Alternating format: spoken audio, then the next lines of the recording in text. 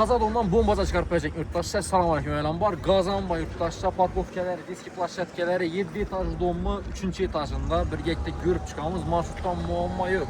Şenker üstten bu an xullas acayip çay. Neyse görünün Allah koşu sorak qalamız. Get. Yakında cayımıza yetib gəldik. Yine liftine ega domda 7 etaj donmu 3. etajında biz falaxa baxmağına girəmiz. Girgəndən koridor yurttaşlar çəplər təpə xoş gəlmiş joylashgan. Welcome stay kafil. Kanaldan başka yerlenmeyimiz kafil yurttaşlar. Bir yanımızda yine iki eşitin arasında rakinamız joylashgan. Arkaları kafil boğan. Bir anda yine sanucularımız kombinasiya edip işlənген. Kafil bilen MDF işlənген kombinasiya edip devallarımız. Eşiklerimiz MDF eşik. High-tech stilde. Koridorumuz продолжение için G-образный.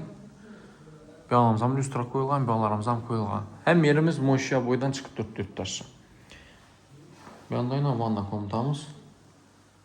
60'a 120'lik kafille vurulgan. Görüşürüz mümkün. Kirmaşırlarımız var. Zala keyin ahırında giremiz yurttaşlar. Bir yanımız kuxnyamız. Kuxnyamızdan kafil vurulgan polностью. Görüşürüz mümkün. Вообще четкий mebeller koyulgan. Однотонный gaz plitelerimiz, vıçişkelerimiz var. Hadidlerimizden var. Открытый balkonumuzdan var yurttaşlar. Kaçollarımızdan koyulgan.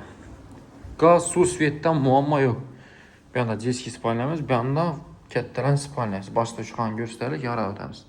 Spalnemizi razmerəm. Acayip patologlarımız kombinasiya edib işlənген. Mebellerimizden bu aynamızdan yol tarafa karab durdu yurttaşlar. Xanalarımız atib ötkəmiz laminat.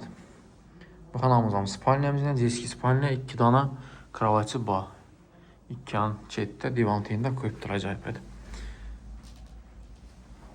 Dальше gedəmiz. İndi zalımızı göstəmiz. Bir anda yine zal. Zalımızda razmeri kətdə. Cayımız patologlardan belənd yurttaşlar.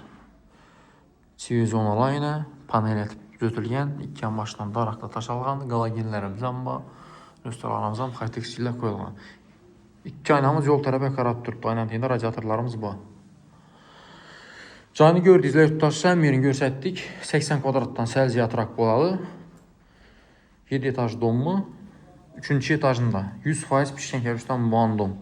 Su, svet, gazdan muamma yok. Marşrutdan muamma yok yurttaşlar. Acayip remont etilgən. Xadma işlərimizə yine zor. Основной momenti baxası 60.000 dollar da tutdular. Üstündə azğına yerləşdirib qayıtıb bərədlə xuda xalasan.